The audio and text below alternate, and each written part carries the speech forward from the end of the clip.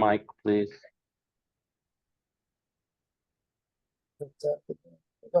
Hello, can you hear me? Hi, Cheryl. We can hear you loud and clear. Thank you. Okay.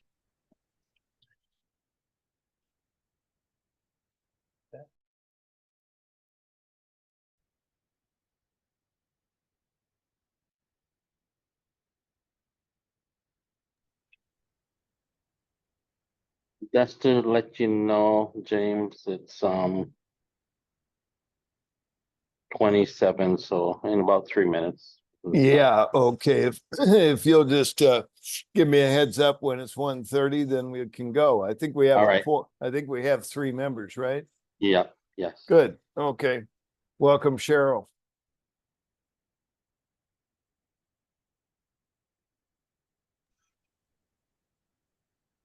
Cheryl. Yeah.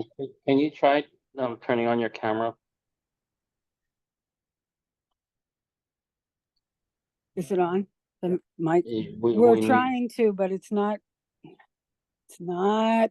Because in order to, we need a majority, which is a quorum of members, which is 3. Right, which I know that, but we're trying to get the camera on.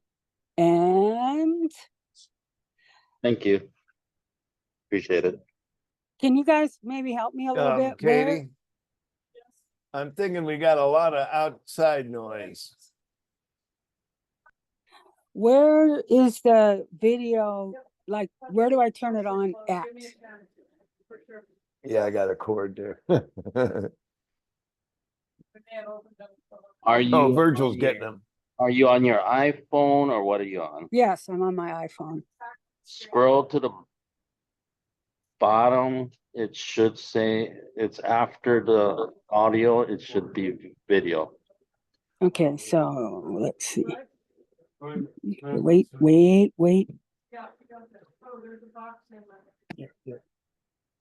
Let me do it. Try to scroll to the bottom. It's there. I mean, the whole screen is there. So you just. You know which was coming up.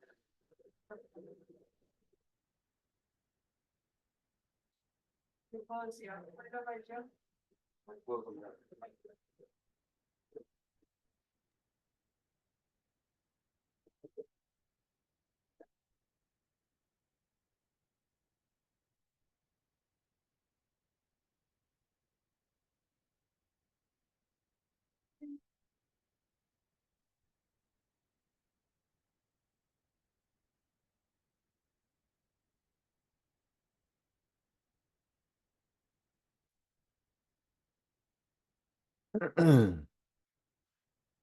Yeah, it is. It is definitely better. Hey, James, it's Okay. 1:30. We're just waiting for Cheryl to get her video on. Just to let you know. She's working on getting her video established. Yeah, should we start or not? Do you know if she's on her computer or her phone? Because I know the hotkey for the computer to turn the video on, but not the phone. I believe Cheryl, can you unmute yourself? Are you on your iPhone or your laptop or your computer? I'm on my iPhone. Oh, then I don't know, but it's usually down lower. Start in the lower right corner and swipe up or down from there, and there'll be unmute or turn on video, Cheryl.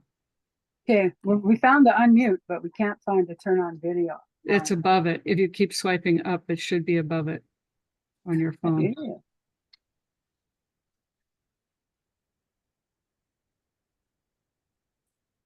How about I call in on a where we can figure out the camera.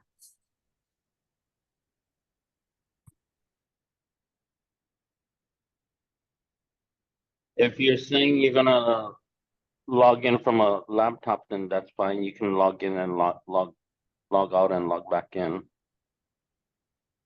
I'm Okay. concerned about the time The video, and, it's there, the video camera, but it's not an you know, to option. tell you the truth, we can't see Cheryl anyway, so I think this is a distinction without a difference. Okay, so am I on? Yeah. Okay, so let's go for this, and my friend is gonna log in.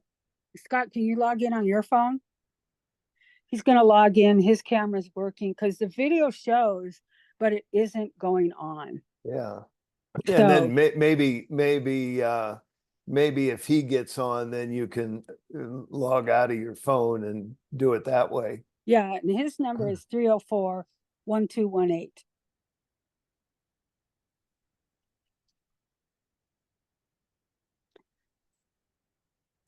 So I'm just gonna listen until we get hooked in on his phone. So I think you guys, we should start. Because I not can see you either. Are you there? I'm here. Anthony, are we ready to go ahead, Anthony?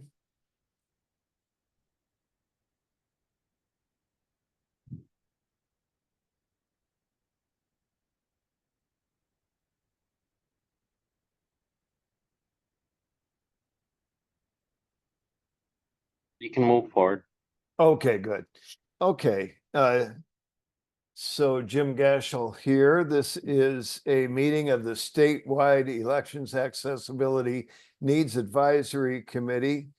And I'm calling it to order at 1:33 PM and 25 seconds on October 10, 2024. It's there you go.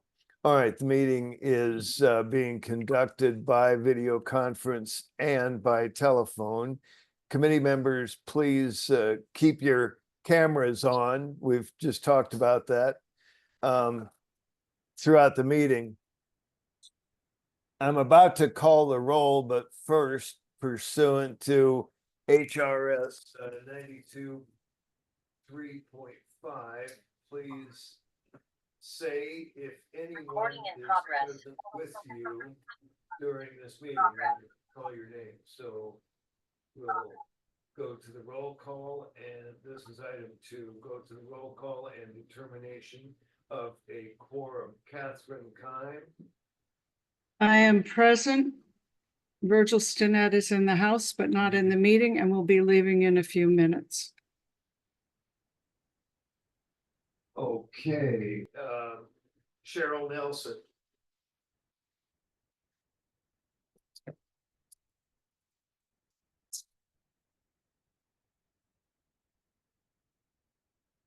Did Cheryl, I didn't have my earphone in. Cheryl? Cheryl Nelson.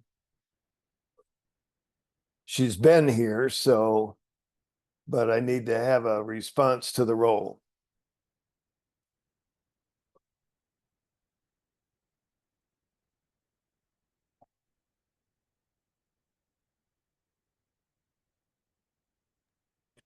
Hello, yeah, we're just getting the video set up for Cheryl.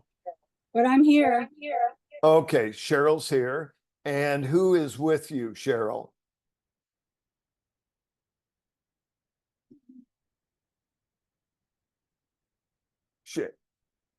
Yeah, Cheryl, you do need to say the name of the person who is with you.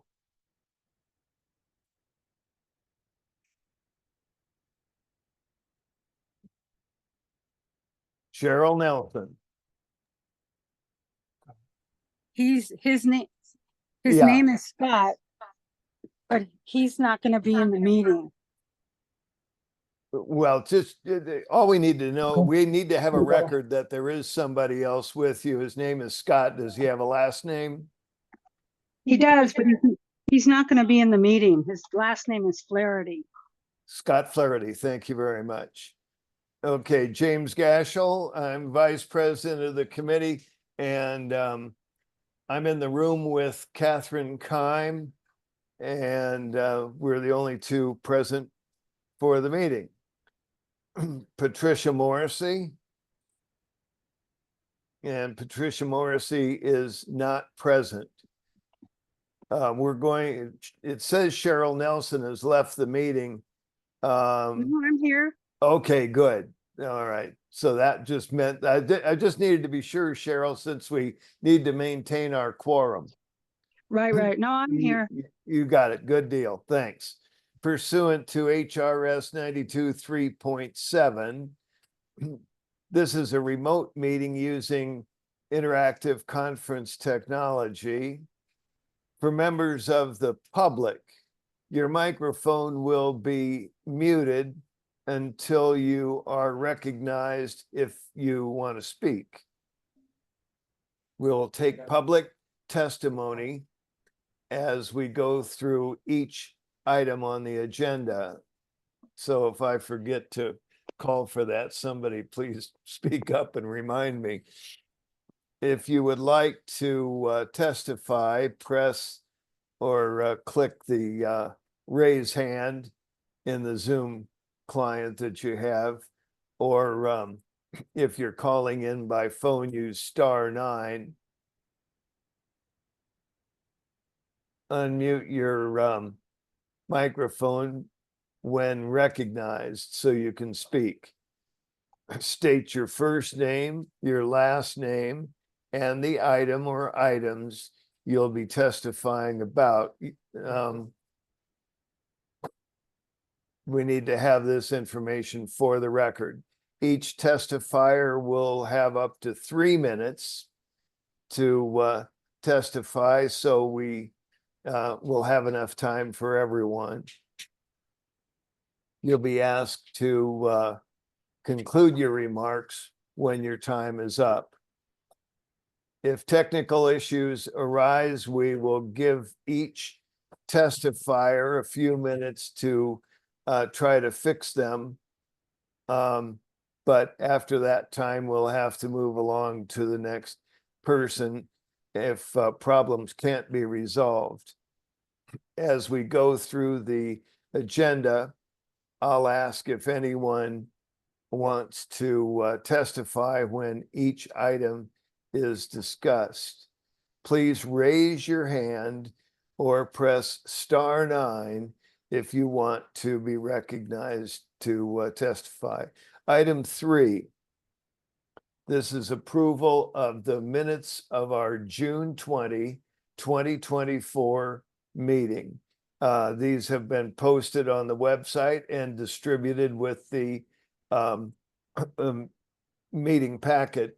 Do I have a motion to approve the June 20 minutes? Time moves to approve. I got a motion second it. from Catherine Kime to approve the minutes. Do I have a second? This is Cheryl. I second it. Thank you, Cheryl. The motion is made by Katie and seconded by Cheryl. All those in favor signify by saying aye. Aye. Aye. Opposed? Nobody's opposed. Okay, those minutes are approved. Item 4, update from the Office of Elections on the status of committee recommendations regarding voter education, outreach, and accessible voting. Go ahead, whoever is speaking up for the staff.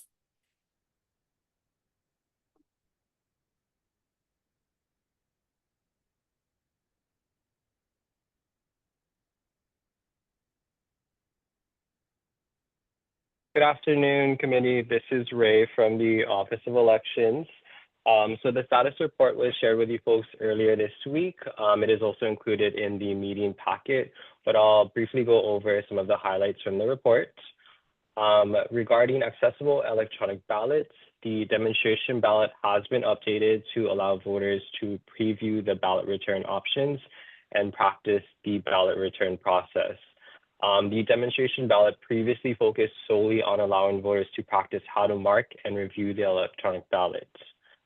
Next, regarding the accessible electronic ballot, the demonstration landing page has been updated with a link to our voter accessibility page.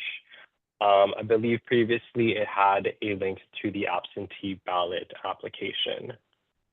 Regarding the voter accessibility page, it has been renamed from voters requiring assistance to voter accessibility at the direction of the committee. A link to the page is now prominently displayed on our homepage under the voter tools tiles on the right-hand side of the homepage. Regarding the Elections Accessibility Needs Advisory Committee page, a link to the Americans with Disabilities Act has been added to the additional resources section as requested by Vice Chair Gashel. Regarding the tip sheet that the committee created, the tips for election workers, how to assist voters with disabilities was finalized by OE, and we shared it with the county clerks and county election administrators ahead of the 2024 primary election. To piggyback off of that, the tip sheet was also published to the committee's page, also under the additional resources section, so similar to the ADA links. And then finally, at the request of Vice Chair Gashel, we began tracking calls specific to voter accessible needs. So those three categories were receiving assistance with mail ballots, voting via an accessible electronic ballot, and voting via a ballot marking device at a voter service center. The totals are included in the report. And that concludes the status update. Okay, thank you. Is this Raymond? Hello? Yes, this is. Okay, is. good. Thank you. Good. I don't recognize your voice yet, but I'm working on it, Raymond. Okay, I'm going Thank to offer an opportunity for public testimony. Do we have anybody requesting the opportunity to speak? We have one raised hand, Donald Okay. Sakamoto. All right, Donald Sakamoto, you're recognized to speak. You've got no more than 3 minutes. Go ahead.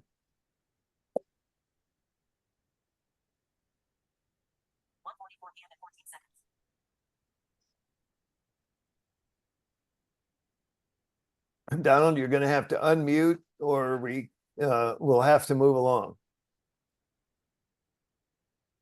Can you hear me now? We can hear you. Go ahead. Okay, thank you, Chair. Donald Sakamoto for the record. I'm the chair for the Honolulu Elections Accessibility Needs Committee for the Honolulu County. And I just have on the report, I don't have the report in front of me. Can you elaborate how many people had issues with the electronic ballot that contacted you for assistance?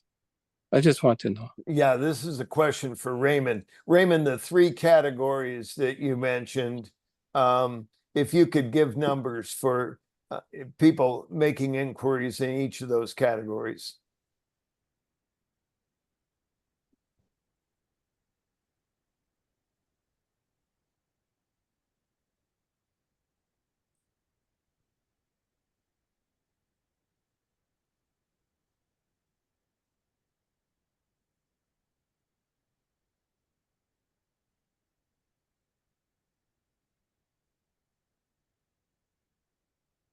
You guys still there? No, I'm still here. We're still here. We're waiting for Sorry. waiting for the answer. Oh, I'm so sorry, folks. I was on mute that entire time.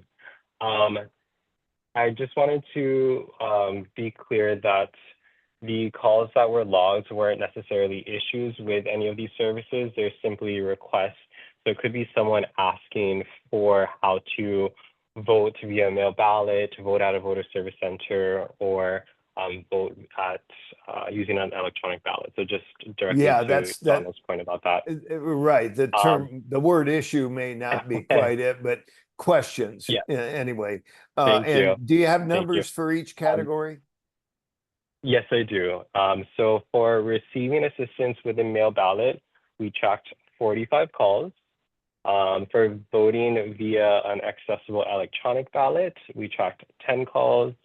And voting through a ballot marking device at a voter service center, we tracked 3 calls. Again, this was, we began tracking these specific categories after the last meeting and through today, through actually when this report was posted earlier this week. So from that last meeting to, I believe, Tuesday is when the report went out. Okay, gotcha. Chair, could I get a report later on, for my purposes? Thank you. Okay, good. Thank you very much. Thank you. Yeah, Donald, Now- I just want to point out that the report is on our website under the meeting materials, so you can access it there. Or I can request it if can. It's right there under Okay, the yeah. meeting materials for this particular meeting. Okay. One question that I had with the number of changes that we were detailed that have been made on the website. Raymond, I do have a question. When going to the voter accessibility link from the main page, is there on the next page that you get, I know it has information on the different options for accessible voting, and it has the opportunity to practice the electronic alternate format ballot. But my question is, does that page have a link to this committee's webpage? I'm taking a look at it now, and Right, good, I thank you. you know what?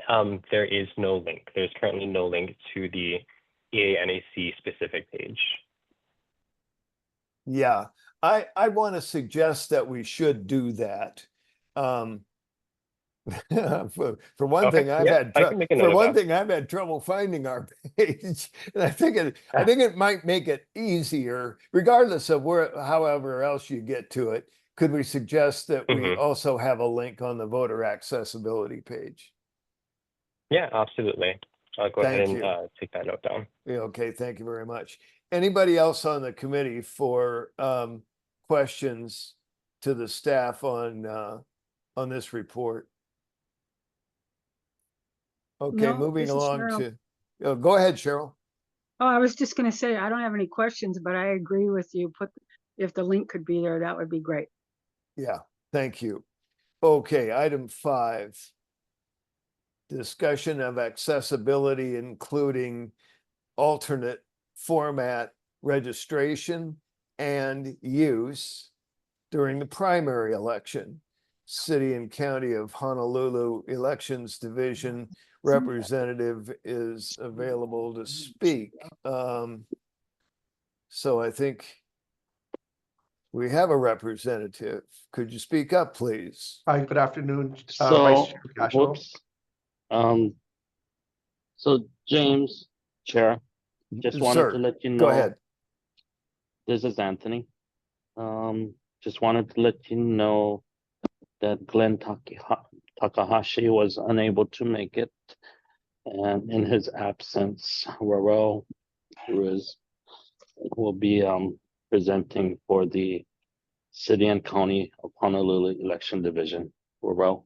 That's great. And here he is. Go ahead, Hi, Raul. good afternoon. Thank you, Anthony. Actually, first, I'd like to introduce myself. I'm Roel Ruiz. I'm the Assistant Elections Administrator for the Honolulu Elections Division. We actually have Clerk Glenn Takahashi here on the call. I'm in place here for Rex Cadilla, actually, our Elections Administrator. He wasn't able to make it this afternoon, so I'll be presenting on behalf of the division for him.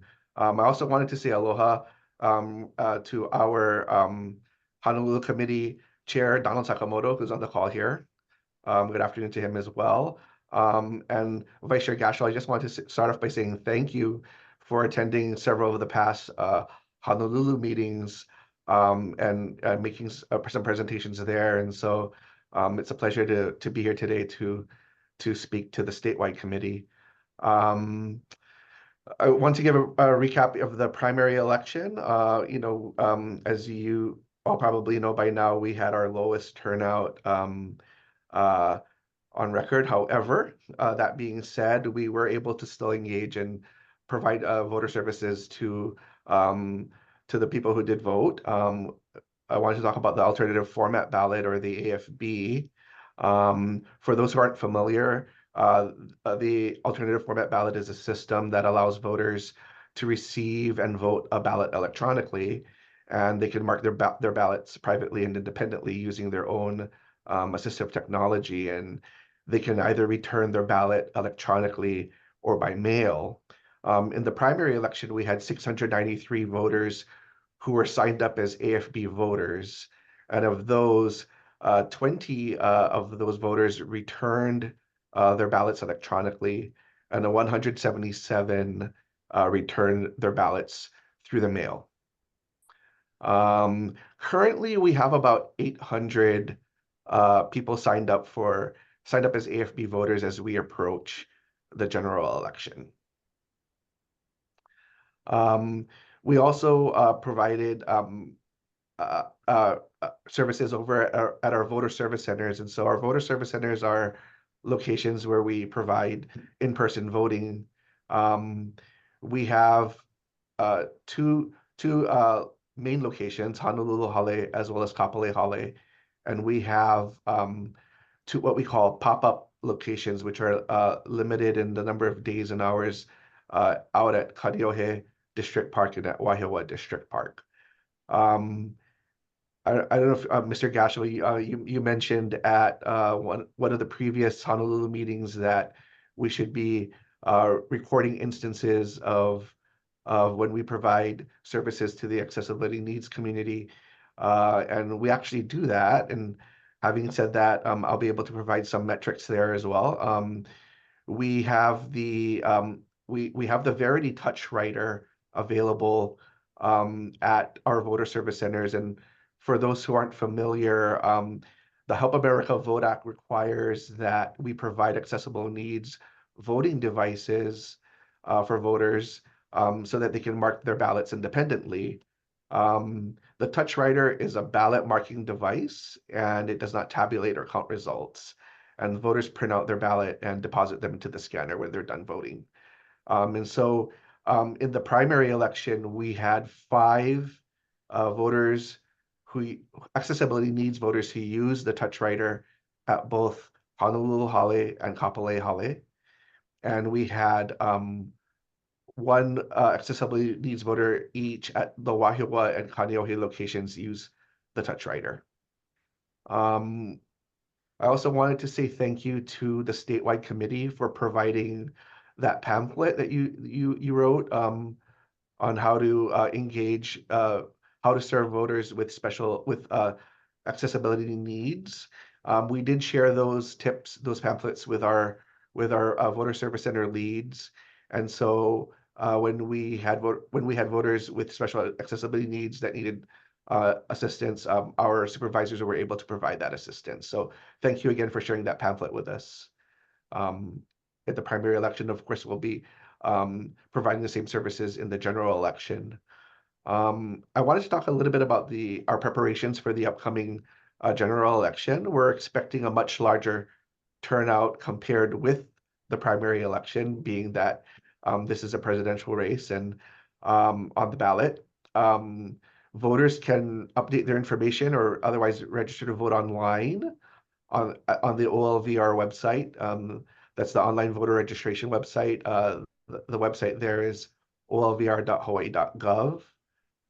We will be mailing ballots to voters starting next week, scheduled to go out on the 15th and the 16th. And so the majority of voters should receive their ballots by the end of next week. We encourage voters to sign up for ballot tracks. It's a system that can provide you with a status update of where your ballot is in the process. Ballot tracks like the OLVR system is accessible, and voters can sign up through the state's website. There's a link if they go through the state's website. Ballot tracks would be the easiest way to be notified of anytime that there's a ballot issue, like a signature issue. That would be the fastest way that a voter could be notified. Our voter service centers are going to be open starting on October 22nd. So that is a Tuesday. We're going to be open for approximately 13 days up until including Election Day on November 5th. We have, again, we have locations at Honolulu Hale and Kapolei Hale. Our Kaneohe District Park location will also be opening on October 22nd. And it's going to be open until the 26th of October, the Saturday. Our Wahiawa location will open on October 29th. And just a note about the Kaneohe and Wahiawa locations, they do have alternate hours from our Honolulu Hale and Kapolei Hale locations. These locations are open from 11 a.m. and they run until 6:30 p.m. Whereas our other sites run from 7:45 to 4:30. Also, as a note, the Kaneohe and Wahiawa sites are not open on election day on November 5th. They're just open for a 5-day period during the early voting period. We will be having 4 TouchWriter machines each at Kapolei Hale and Honolulu Hale for voters to use, and we're going to have 2 TouchWriters at each of our pop-up sites at Wahiawa and Kaneohe. We're encouraging voters to vote early, especially those who are going to choose to vote in person or who need to vote in person. Ballots have to be received by 7 p.m. on November 5th on election day in order for your ballots to be counted. I do want to note, Vice Chair and committee, that looking at our metrics, the accessibility needs community does vote early. And so we do want to encourage this good voting behavior and to vote early again in the upcoming general election. There is going to be a big difference, I think, in the experience as far as the wait times are concerned. If you come even on Monday, the 4th of November versus coming on the last day, I think there's going to be a big difference in a voter's wait time between those 2 days. And so again, we encourage voters to vote early. I also wanted to add one more thing. We will have a curbside ballot drop off as well at our Honolulu Hale location. So this is only going to be on November 5th election day, but on the curb fronting Honolulu Hale along King Street, we will have a lane dedicated to mail ballot drop offs for people in vehicles. And that's my report. If I can take any questions that the committee or anyone may have. Right. Thank you very much. Let me first of all give the public the opportunity to testify on this one. So do we have anybody that wants to speak up on this question? Chair, And we then have one raised hand. Donald we have one Sakamoto. raised hand. Go ahead. Donald Sakamoto, go ahead. Yes, thank you, Chair, Vice Chair Gasho. Yeah, Donald Sakamoto again from the Honolulu Accessibility Needs Committee. Thank you, Roel, for the wonderful report. I'd just like to let everybody know that our next Honolulu Accessibility Needs Elections Committee actually will be on December 13th. So we're shooting for that in the afternoon. And we encourage everybody to come out. I'll send emails out to everybody, also to the statewide elections office. Thank you. Thank you, Donald. Anybody else want to speak or raise a question regarding the Honolulu experience in the primary election? No other current hands are raised. Okay, very good. Committee members, any questions, comments, Catherine discussion? Kahn, Go ahead, Katie. Katie, yes. Aloha. I had a question for Honolulu voters. I am a disabled voter. I vote electronically, just for your information, and it's been very successful. But we do receive in our household reminder cards that are in print, and my husband and I cannot read print. We're both blind. Is there been any kind of electronic determination to send out for those of us signed up for accessible voting, the reminder postcards that come via electronic services to us? Yeah, this would be up to the city and county of Honolulu. Right, because it comes out of city and county. We're both Honolulu registered. I think I have at least one hand raised. Who is that? Hi, good afternoon, James. Glenn Takahashi. Oh, go ahead, Glenn. Just to address Katie's comment, yeah, I've asked the elections division to look into whether we can do some type of electronic notification, but that will be for the 2026 election. We need to kind of see what kind of resources and we have available to us. You know, right now, given the 693 or maybe it's up to 800 persons signed up right now, I think it's likely possible with that. I'm not, if that number should grow into the thousands, then it might make it a little bit more challenging in terms of the electronic notifications. And so one of the things I think we're seeing with this alternate format ballot signups is that just to be completely honest about it, I think the way that the sign up occurs and it comes through the online voter registration system, we likely have a lot of persons that may not necessarily need the alternate format ballot, but are checking off the box anyway. So that might be overcounted, overstated a little bit. But anyway, like I said, that's a 2026 initiative as far as getting a electronic notification. At the very least, I think we could send something out and say, hey, we have mailed out done some postal mail, and if you want to see an electronic, or get access to some of the text, come to our website or something like that. I think that's very possible given the number of persons that are already signed up. Yeah, good. Thank you. Thank you, Glenn. I would say, Glenn, I probably agree with you, but of course we don't know I'm talking about the numbers.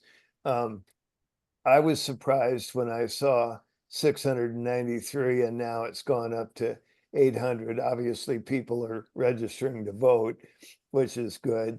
And probably some of them are checking the box. In the primary election, only 20 used the actual alternate format ballot.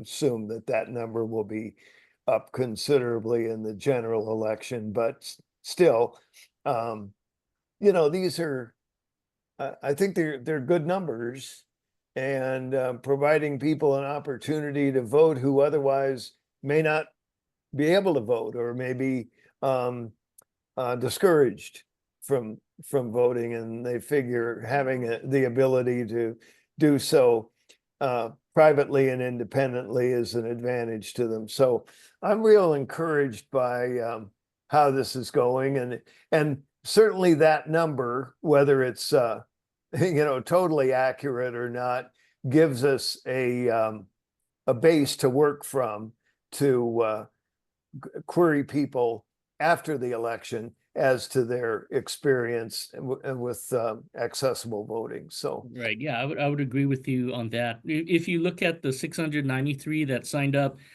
with 177 voting regular ballot and 20 using the alternate format ballot, if you kind of add up those numbers, kind of mirrors the primary election turnout that we just had. So that's not unexpected, in terms of the numbers.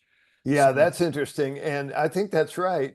And a lot of those people, 177, may have had somebody assist them with the ballot. it's very possible. Yeah. So anyway, I think we're on the right track here. Yeah. Gives us a place to start from, and that's what this is sure all does. about. We're ahead of where we were 2 years ago. Right. Thank you very much. Thank you. Anybody else for comments on the Honolulu experience? Okay. We'll go. Yeah. Donald Sakamoto has his hands raised. All right. Well, we'll recognize Donald Sakamoto. Yeah, thank you. He's getting his 3 minutes in chunks. Go ahead, Donald. Thank you, Vice Chair. Thank you, Glenn Takahashi. Wonderful presentation and your remarks. If you do find out how to do it electronically for the Honolulu County, I would recommend we share with our neighbor island counties so they can have access with you folks also. Thank you.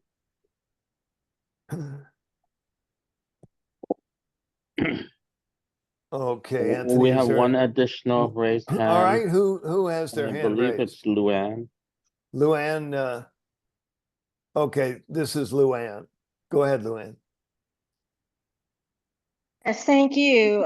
This is Luann Blake in Honolulu, and I have a question. Are there any numbers of how many people attempted to use the alternative format ballot, the electronic ballot, and then gave up or didn't complete it for some reason? Hi, this is Roel Ruiz, from Honolulu Elections. Not that I'm aware of, however, I think that might be, I'm not sure that that might be like a state question, as the administrators of the system, but it's something that we can look into. I'm not aware of that at the moment, those numbers. Okay, thank you. Yeah, and it's not a bad idea, but I think you're right. It's probably the vendor who provides that service for us, we would need to refer to. That Anthony, maybe you can respond to this, or somebody from the office. Do we have the capability of extracting information from the system as to people attempting to use it and then withdrawing from doing so without casting a ballot?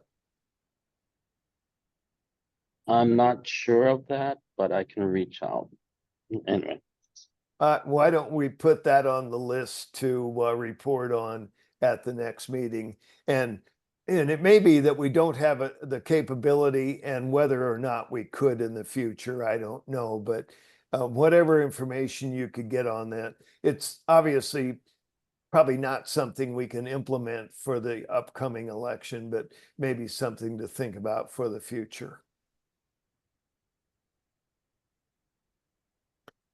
Are we ready to move to item 5?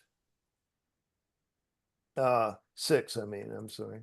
no additional comments. Okay, I guess we're ready to move to item 6, process to recruit a new committee member. Okay, so we have one, Ramada, his term ended at the end of June, and he indicated that he wasn't interested in being reappointed. So we are down a member on the committee, and we have 3 of the 4 members here. So that, of course, is good. Now, we should discuss, you guys, the process of getting one or more new people to apply for membership. First of all, and OE staff may have information for me on this, but I think the OE or the chair or somebody has to advise the boards and commissions office that we have a vacant position. Do you guys know how this works?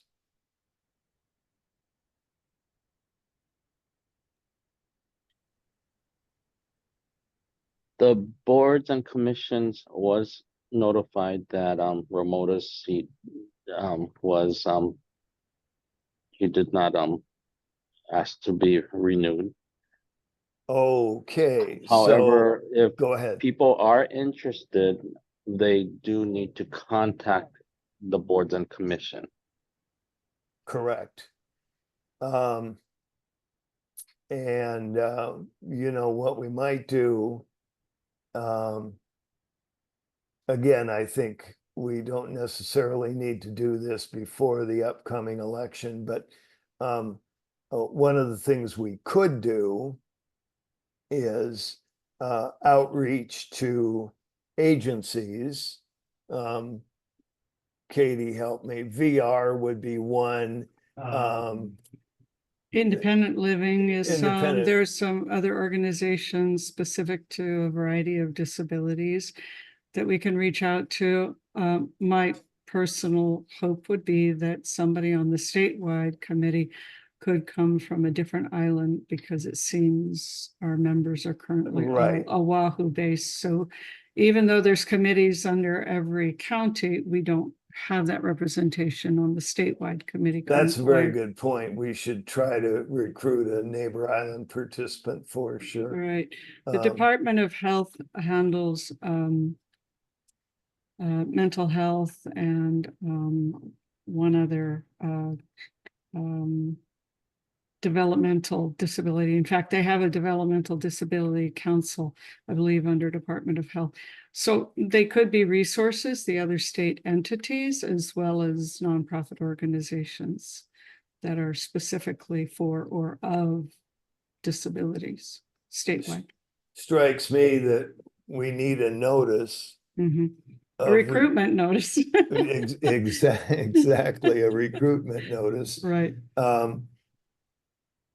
I would be willing to entertain a motion that we ask the staff to prepare, not necessarily publish yet, but to prepare a recruitment notice that we could consider at our next meeting. Katie moves. Katie moves, and do I have a second?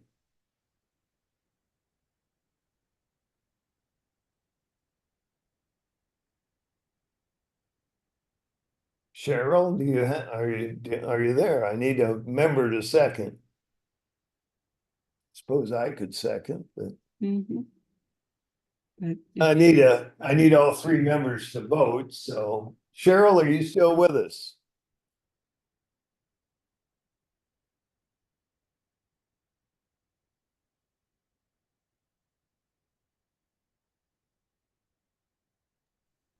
She is still there. Okay. Cheryl, Cheryl, you if you need to could please unmute yourself, unmute. please.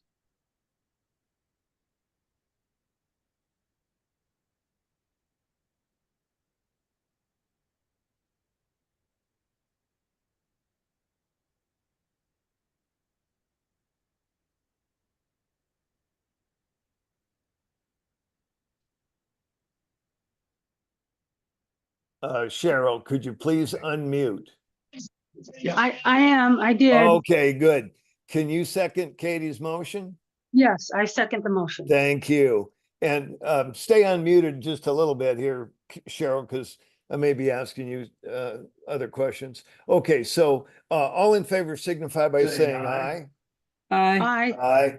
Okay, good. And what I wanted to say to the staff is we don't have the expectation that this will be done post haste because we do realize and respect the fact that you have an election to administer coming up. So that's good. But we would like to consider a notice, a recruitment notice for new members at our next meeting. And that notice ought to have the committee's mission, some indication of accomplishments, and the link or links necessary, the information about applying for an appointment and the link or links necessary to do so. Okay, I've just summarized the notice. So if you could work on that. Go ahead, Katie. Yes, when that comes together, I think when we do share it, that it ought to go to the boards and commissions office also, so they are aware. They may do their own recruitment independent of us. I'm not certain of that, but that's part of their job, to be finding applicants for these positions on boards and commissions. Yeah, I think we'll be helping them by We will preparing this be. notice. I know we will be, but and at I least. I have a lot of respect for the boards and commissions yes. office, but we'll be here without another member Oh, a we year will from be. now unless we do this. I So agree, Jim. I'm just saying, once we have the notice ready to share, they should get a this is copy, just so this they're is aware. the process of taking the bull Oh, by the yeah, horn. you got it. Yes, Okay. indeed. Do I have any comments from the public on this item?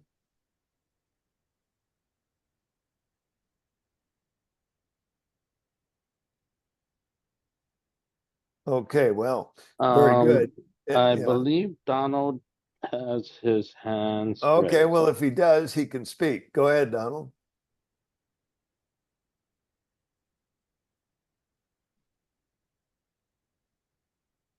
He lowered his hands. Okay, very good. Well, then he doesn't have anything to say. I will say to the public that if you are interested in serving on the committee, you can take the initiative to apply to the boards and commissions office. You need not go through, or you should not go through, it won't help you to go through the Office of Elections on this. You have to go to the governor's office, and you'll find a link to the boards and commissions there. So This is Cheryl. go ahead, Cheryl. Just to let everyone know, and probably people do know, that if you're on a board from the boards and commissions already, you cannot be on two boards. So if you're on one through the boards and commissions office, you just can be on one. Okay, didn't know that rule. Oh yes, there's all these rules. Yeah, there's all those rules. All right, thank you, Cheryl. I'm gonna go to item 7. Discussion of how to facilitate understanding of constitutional and charter amendment questions. Okay, now, first of all, I'm just going to recognize anybody from the public that wants to speak to this. I'll give you a little background on the subject. We've discussed in this committee the trying to figure out a way to get constitutional amendments and charter amendments presented in such a way that they are understandable. This is, of course, for people who may have intellectual limitations, but also for, I think we'd be helping the general public by doing this. And so I don't know if anyone from the public wants to speak to this. The floor would be now open if you want to raise your hand. Hi, Vice Chair Gashel. This is Ray from the Office of Elections again. Go ahead, Ray. Hi, so I just did want to mention that the general election digital voter guide was published earlier this week, similar to the primary election, right? Of course, the new additions include the president and vice president. And to this item specifically, there are the constitutional and charter amendment questions, as well as explanations provided by the AGs and the respective county corp councils. So voters right now, they can visit our website, elections.hawaii.gov. Under the 2024 general election resources, there's a link to the voter guide. You can, just as a primary election, you can type in your address. You'll see your specific ballots, your candidates, and then of course, the constitutional amendment questions, and then the charter amendment questions and explanations associated with your voting district. Thank you for that information. And it does bring up that guide that I do want to discuss in a couple of minutes, but I appreciate, and Raymond's right. I think there's 2 constitutional amendments and 4 charter amendments for Honolulu. I don't know about the outer islands, the neighbor islands, but now, but at least in my guide, it had 2 and 4. Now, and along with the language of each question, there is a, well, let's call it a layman's explanation, or a laywoman, the lay person's explanation of what this amendment would do. And there is a sequence of yes, no. What does a yes vote mean? What does a no vote mean? What does a blank vote mean? And you can look at those sequences.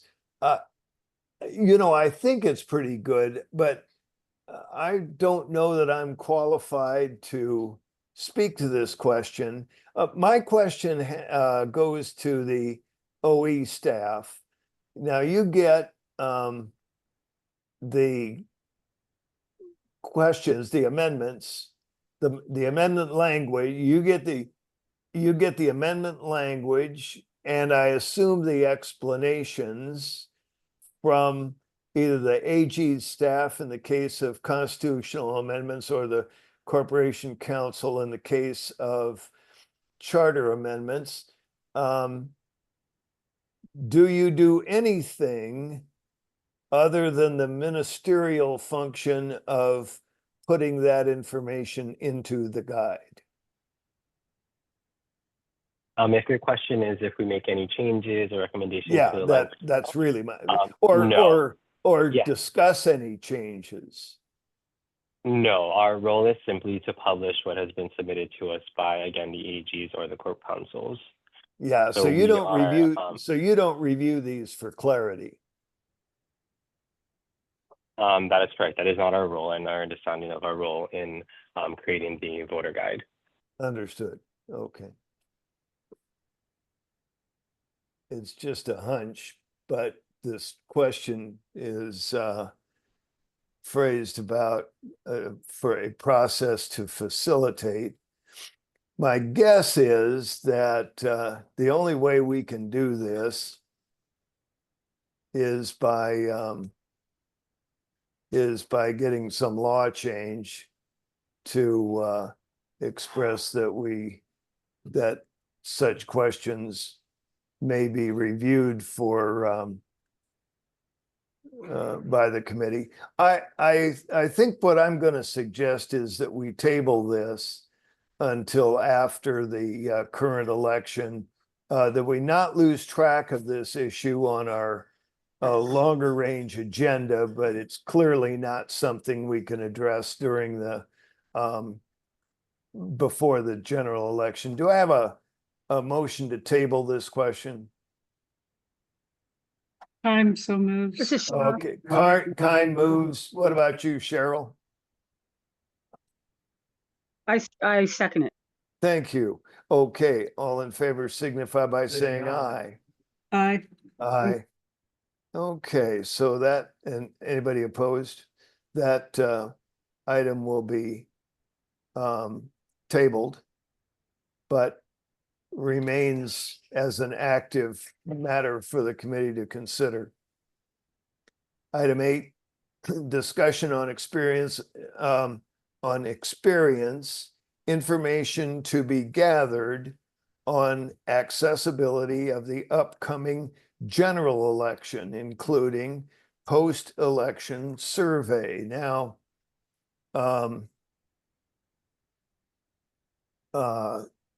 we need to think about obviously the upcoming general election gives us the opportunity to gather information on voters' experience with any matters relating to accessibility. And the question comes, how do we gather this information? Well, I'll be happy to hear from the public before we throw this to committee members. If anybody wants to speak to this question, you can raise your hand and be recognized.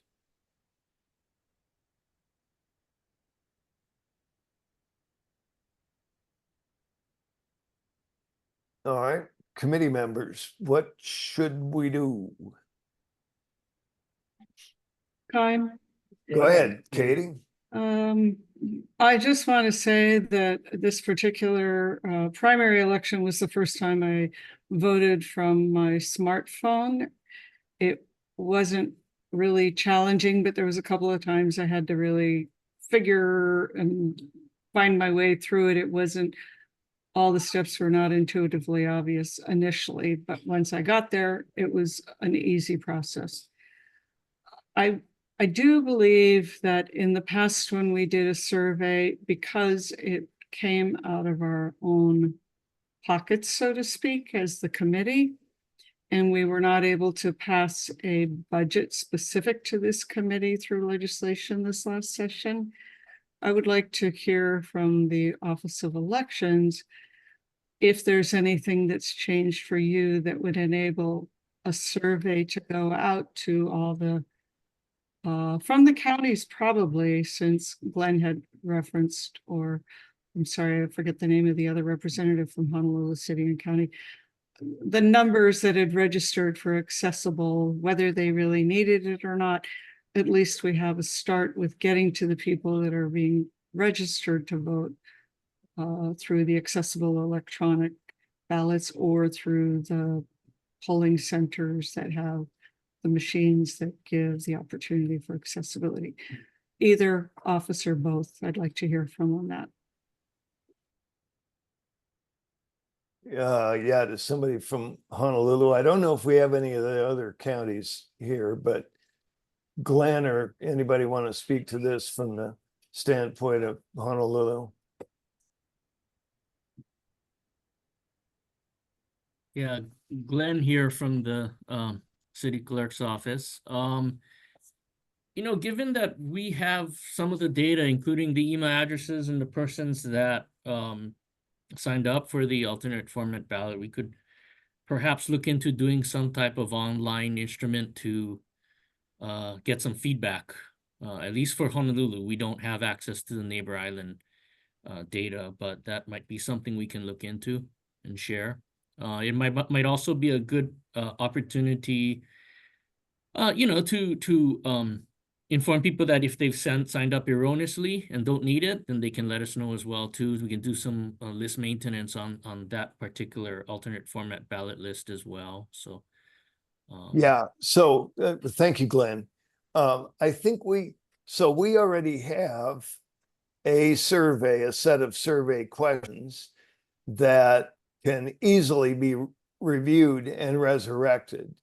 And we can see, and then we can add to those or delete from those. And I agree with Glenn. If we can make that happen,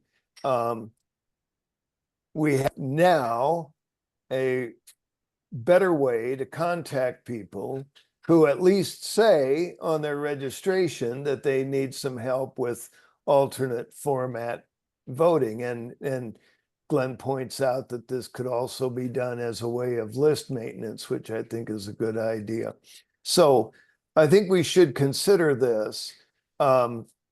If the OE staff would, I'm going to specify this as an action item, if the OE staff would resurrect and provide in the meeting packet for our next meeting the last survey that we did post 2022 election, then my suggestion would be that we use that as the basis to put a survey together post 2024 election, and that we work with the counties to disseminate that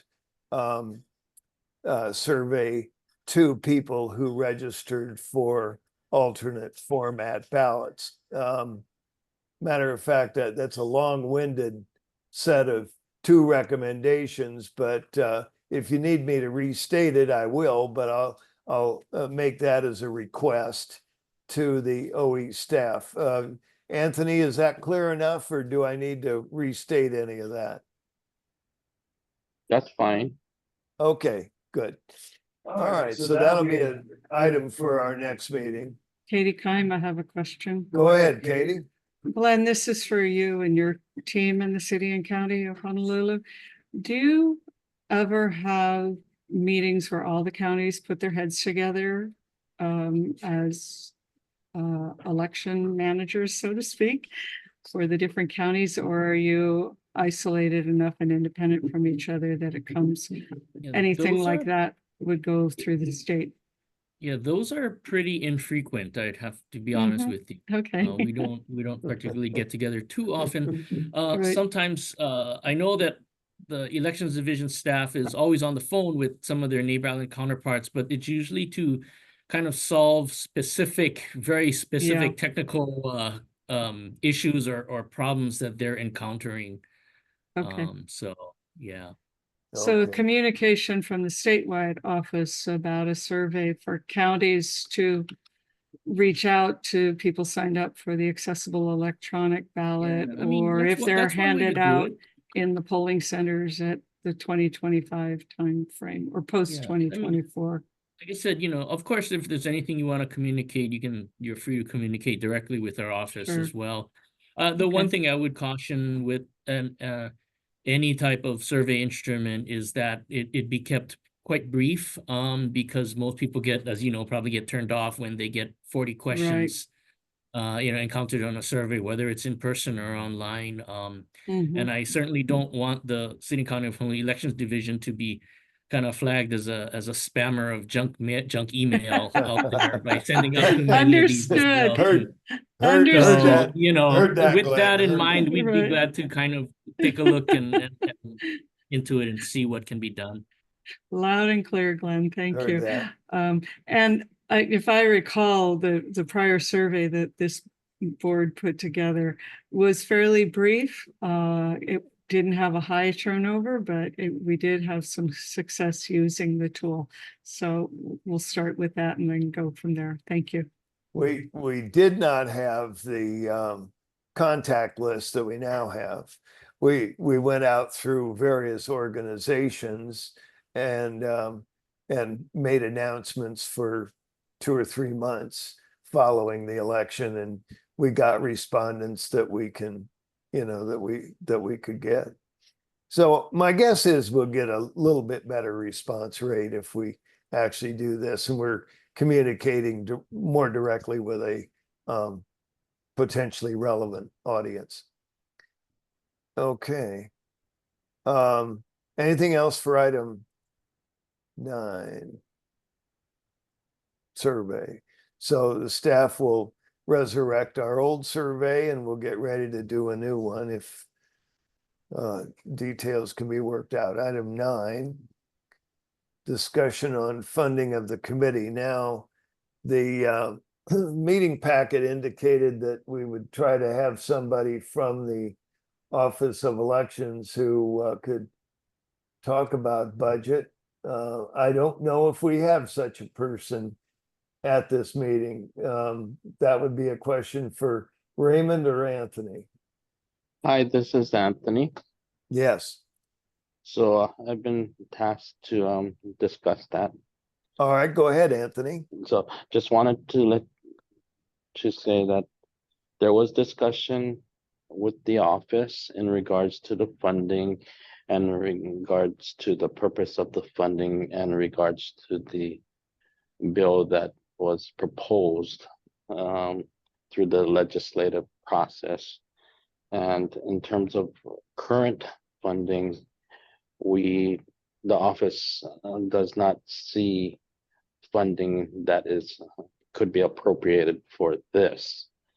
However, we suggest that you consider utilizing the same means, considering a bill and finding a introducer to what you did. And that would be what our recommendation.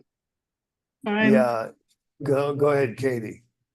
Anthony, was there a reason that the appropriations were not considered within the OE's budget?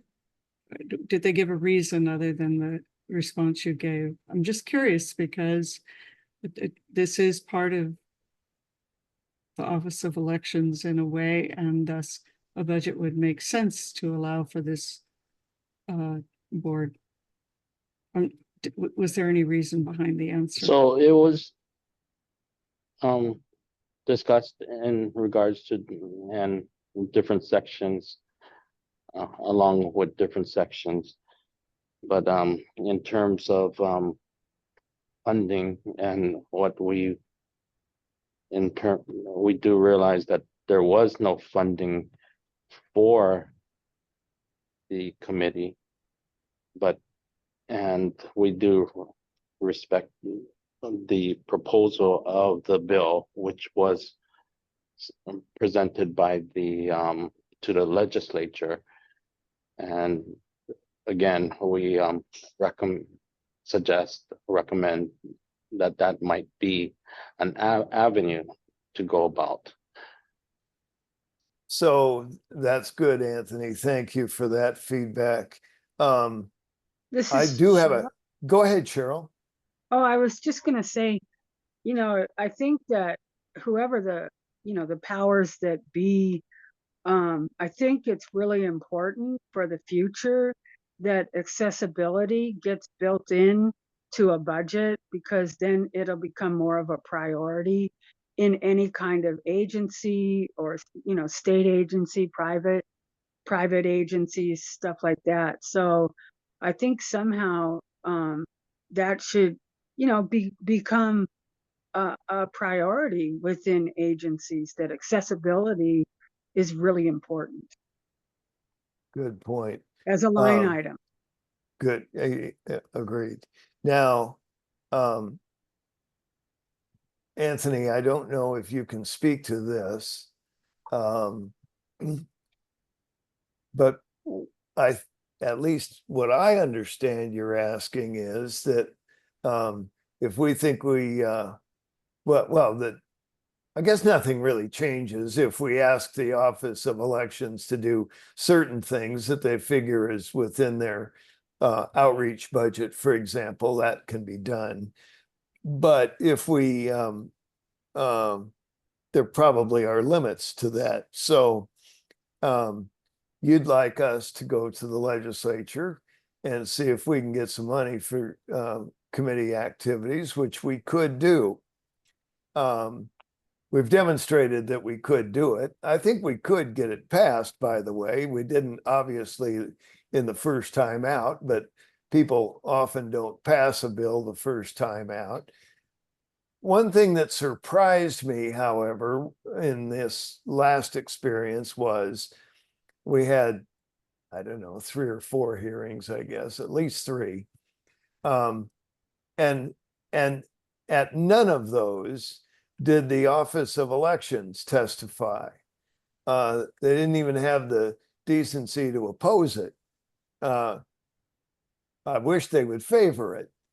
I think it would be important for us to know before we decide what to do, if we do that, will the Office of Elections support that bill? Let's say if it was a bill for $10,000 to do the purposes that we had in the bill in the last legislature. Can you answer that question?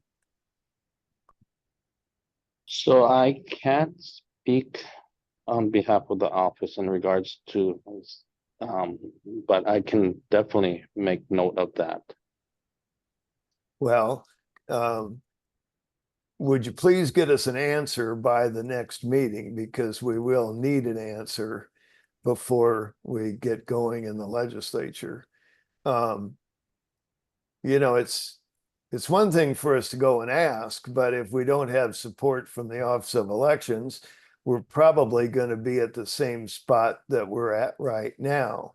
If we had support from the Office of Elections, I think our chances of getting some money to do this would go up. So the question comes back to the Office of Elections. Are they prepared to support a bill of the type that was, what is it, HB 1976? And that should be a yes or no answer, or if they could suggest amending it, then that would be good too.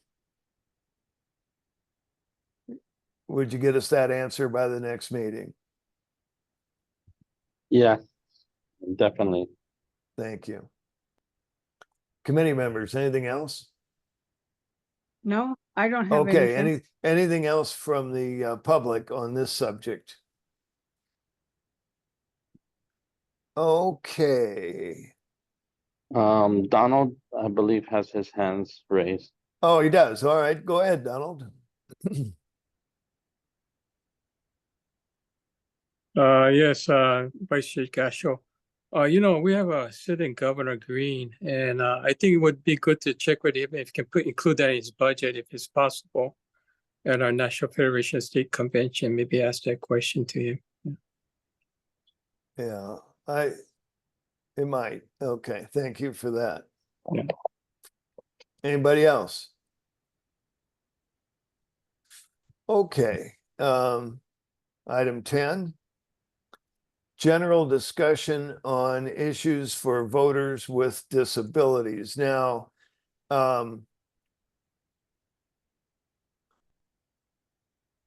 well, I guess that's our catch-all topic. I'll open it up to the public to see if there's anything anybody wants to bring up that hasn't been covered on this agenda.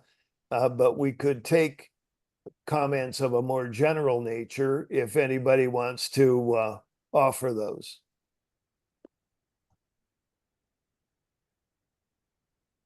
Okay, Donald Sakamoto has a all raised right, hand. all right, Donald Sakamoto.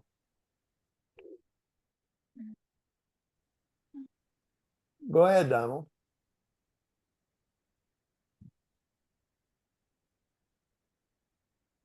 You may need to unmute. Can you hear me now? Okay, now we can hear you. Yeah, it was doing some tricks for me, Vice Chair. Understood. Go ahead. Anyway, I attended there's a elections board, and they meet every so often annually. They oversee the elections Office of Elections Scott Nago, and that was on August 27th, 2024. I attended virtually. I testify as a blind individual who would use the mail-in ballot. Before I had some vision, I would use my signature and then send the mail-in ballot. And then when my eyes got worse, I had somebody help me before we had electronic ballot and just put an X and put a witness. So I just said, what happens when you turn that ballot in on the same day? He said, did they check the witness? They said, no, it's my honor system. But it's interesting that the commissioner, one of them said to Scott Nago is, we had a blind individual who had difficulties doing the mail-in ballot and other ways. What alternate formats do you have for persons like this individual? Is it to the county or is it to the state? Can you elaborate, Mr. Nago? And he says, it's not the county. I believe it's the state and the federal. And he says, I'm not sure if it's on the website. I think Scott needs to know that we have alternative formats, the electronic ballot and the machines, so he should have had to answer directly to the commissioners, but it was very interesting. It's on YouTube, and I was listening to it this morning before the meeting. So thank you for allowing me to speak. Yeah. Thank you. Thank you, Donald. And I'm sure the staff will take note that they should inform their director of what's going on. Okay, anybody else on the committee want to speak to this? I do have a comment or two to bring up, so whenever, but let's hear from Cheryl or Katie. Do you have any other items that you wanted to bring up under this more general topic? I don't. This is Cheryl. Oh, that's fine, Cheryl, thanks. And Katie, go yes. ahead, Katie. I believe we've asked the Director of Office of Elections before statewide, but have we recently invited him to one of these meetings? No, why don't we recommend? I'm recommending then that we do. At the December meeting. Correct. If we have a December, I Right. guess we're about to discuss when we meet. Our next meeting. How at about the- our next meeting? That would be my If the recommendation. staff would make note of that to contact Scott Nago and invite him to the next meeting and tell him we don't bite too much. And that generally we're a pretty happy committee with the way our part of the election world is going. Now, on this topic, I did want to say, and Raymond, I hope you are now listening. Raymond.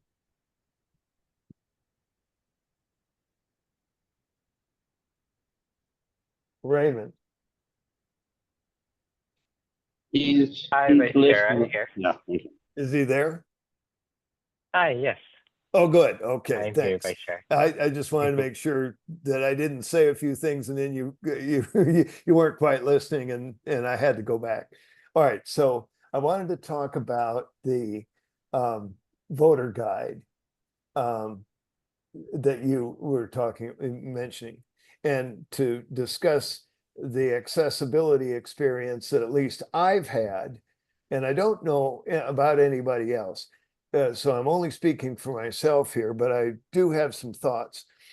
So the voter guide's a wonderful thing, and once I can get into it, it seems to be fully accessible. So that's great. But my difficulty with it has been getting into it. Now, I've tried on a Mac, and at least using Safari, can't get it to respond when I put in my address. And then I hit the submit button, and it just stays on submit. It won't go to give me the guide. Now, when I use a mobile device, an iPhone in this case, iPhone 13, running the latest Apple software, I can access the voter guide. Again, put in my address and it definitely finds it, and I can hit the button and open it up, and I have the opportunity to download the voter guide in a PDF file, or I can read through it using the screen reader voiceover on the iPhone. That's no problem, but I can't do it on the Mac, and I don't know why. And I've not tested it with my Windows machine, but what this tells me is there's something a little quirky with the build on where you put in your address, so it can find your location. And I think somebody should check that out. I had this problem prior to the primary election, and something was done because I can now do it on a mobile device, whereas I couldn't even do that.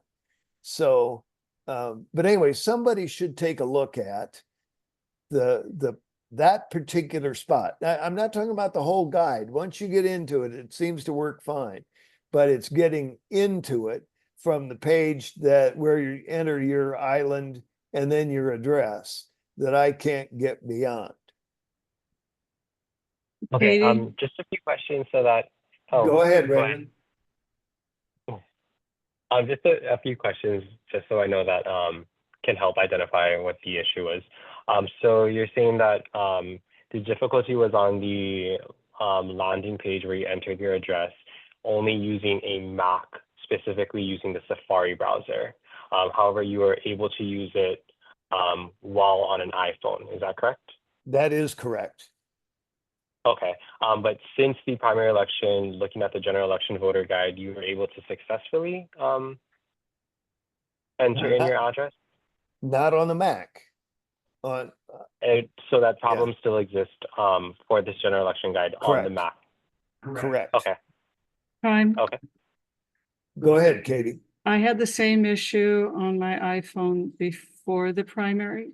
I don't have it on my phone now, but I am a Windows, not a Mac user, and I have yet to be able to be successful with the Windows environment and my screen reading software.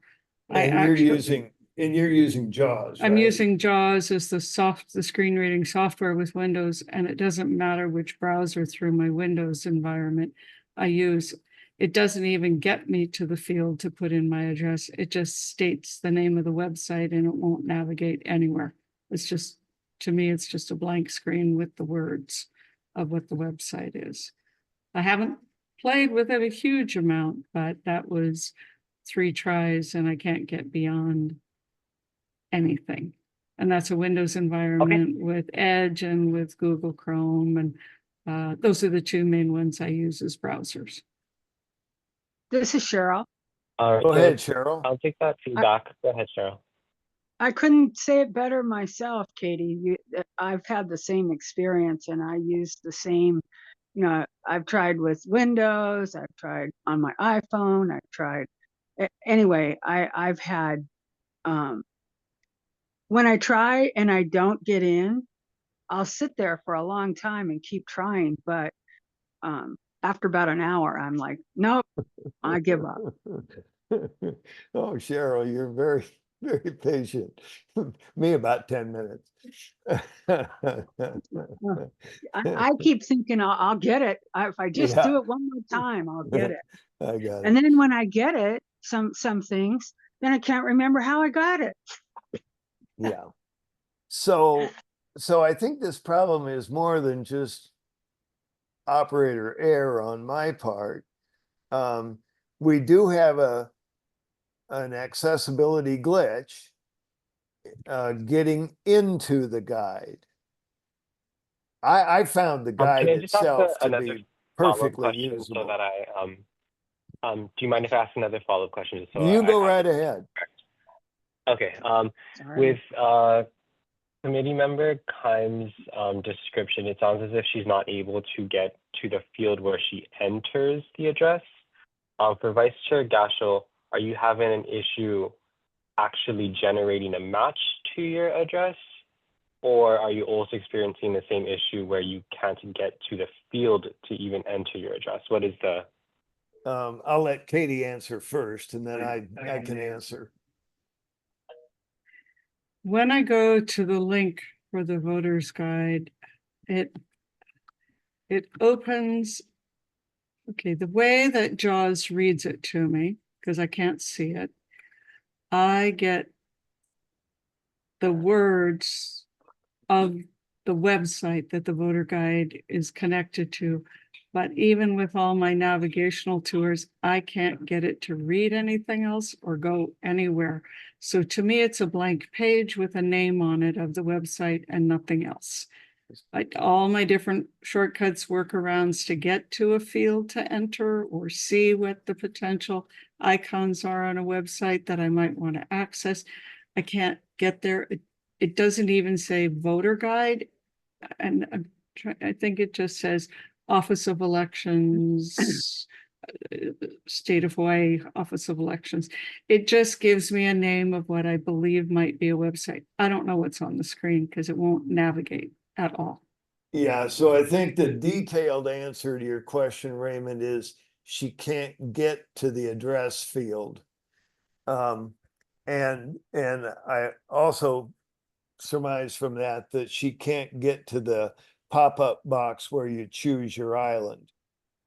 Okay, so is that right, Katie? That is correct. I just can't get it to go anywhere. And Okay. I don't even know that it's the right place, even though I've gone to the links provided and I've even done a search for the Hawaii State Voters Guide. And all it does is bring me to a website and then it's blank.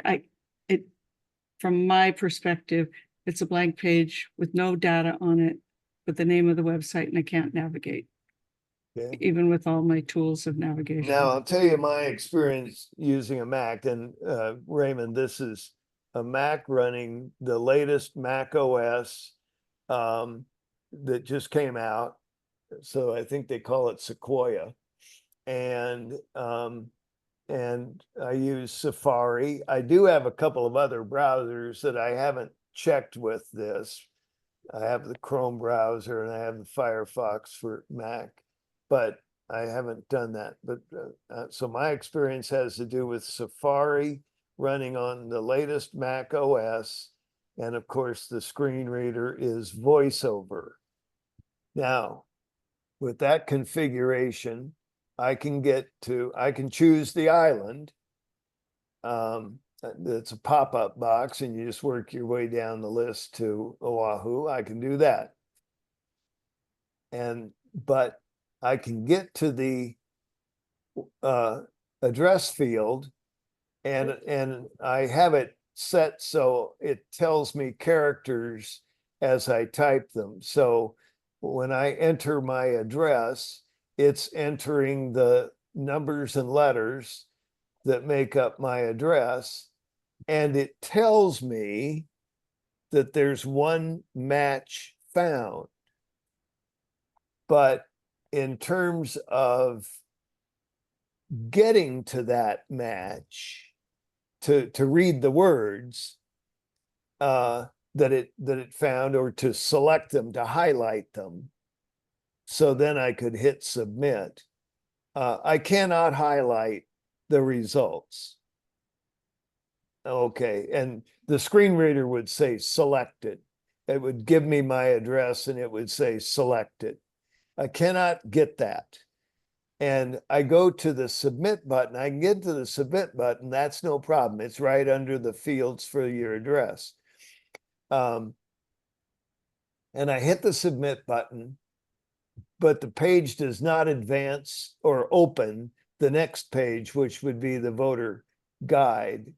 And I think it's because I can't highlight the address, the actual results. So where it says city, state, and zip. And, you know, that's all I can tell you. Somebody who knows about proper formatting for screen reader accessibility needs to look at this page and figure out why it isn't working with a screen reader. Okay, yeah, I've noted all that feedback. I'll go ahead and share this with our team, and we'll do some testing on our end too. But yes, I've taken detailed notes on the experiences you folks have shared with me today. I'm curious. I will mention for I'm anyone, curious to know if that is Anthony in the has call. had any experience with this. I've utilized JAWS on my end, and I utilize, I'm not sure which version of JAWS I'm using, but I've been able to get through to the where you have to enter your island and select your island. And when I'm entering the address field, I noticed that you do need to enter the address field a little bit slower. Sometimes I have shaky hands and I enter it a little quicker. So I generally enter it a little bit slower, and then the pop-up field does pop up with the address selection. But yeah, I do notice that it does need to be selected, the address. But once you do get into the selection part, I don't need to utilize the PDF version. It does say view a sample ballot.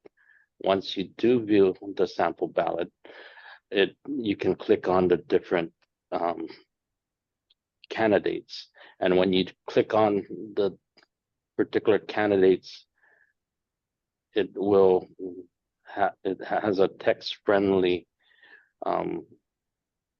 description of each of the candidates, which was the same text from the primary, and the text hasn't changed as far as the candidates information. The only one that was included was the presidential and the constitutional. Yeah, okay, thank you. I haven't tried it with my iPhone, but then yeah. Yeah, and I tell you what, I'm thinking the iPhone works just fine. I've had no problem, because when I put my address in the field on the iPhone, well, first of all, when I tap on the choice for an island, the pop-up box appears and you choose your island and it goes away. And then you go on down, swipe right and go down the page. And you can write your address in, and when it identifies it, when I wrote my address in, it showed that there was one match, and I was able to tap on that match and thereby selecting it, and then hit the submit button, and it goes right through. So I think the problem has to do with selecting a match that is made. And Anthony says he could do it on JAWS, but notices some difficulty with that. And we're obviously having that, right? So Raymond, if you could have that looked at, and I think we'd, other than just having to look at it every couple of days to see if it's working, I wonder if we could ask that an email report be sent back to the committee as to the resolution of this particular problem, so we know it's working well before the closing date of the general election.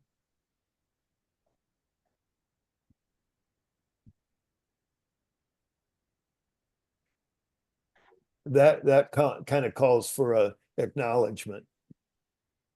I'm sorry, I was on mute there. Yeah. Yes, of course. I can provide you folks an update once we've gone through this and done some testing on our end as well. But I do want to mention, for anyone that's on this call that has ever experienced any issues with accessing their specific guide, you can give us a call and we'd be happy to send you a direct email with the direct link to it, so you can bypass that search function altogether. So I just wanted to offer that again to anyone that is experiencing any issues with the address lookup tool. But yes, we will provide a report to you folks. Right. Thank you for that, and good comment as to the alternative. But a workaround isn't going to keep us quiet, Raymond. We're going to keep talking about doing it the straight through way too. Okay. Absolutely. And I'm only here to offer solutions. No. I do appreciate it, and that's information I didn't know that you could actually email me a direct link for it. Yeah, the URLs created a specific link for each of the district precincts. So that's information that we can look up on our end and send directly to voters. So I know sometimes with elderly voters or senior voters that just want to give us a call and ask for a link. We've done that in the past, so it's definitely a service that we can provide. But I'm not at all trying to. I understand that. No. Don't get me wrong. I know you're not. Okay, we're getting real close here. So, and I realize we've been long. It's down to item 11, which is the possible future meeting dates. I want to suggest that we meet in December. I think the Office of Elections would appreciate that we not try to meet in November. So I'm not even going to give them the opportunity to have to say that.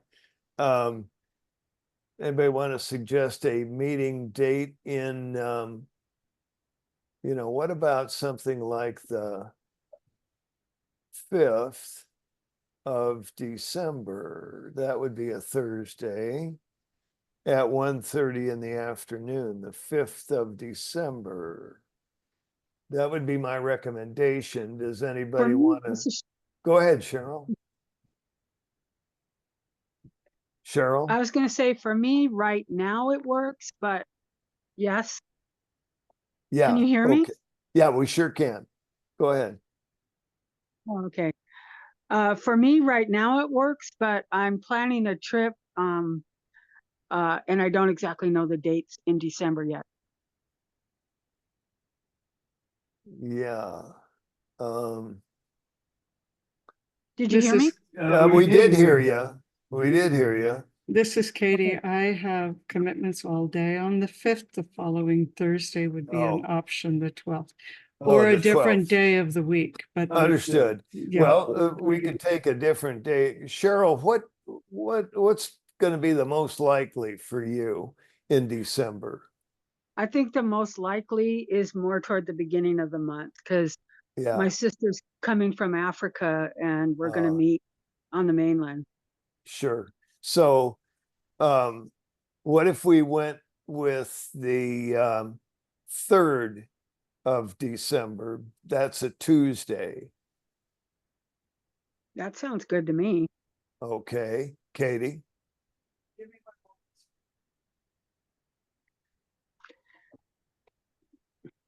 Anthony will follow up, but I want to get this nailed down as much as we can. So what we could do is, December 3rd is a good option. Thank you. Okay, good. we can Go take ahead, notes Anthony. of, we can take notes of the dates and we can check our resources in terms of our office's scheduling.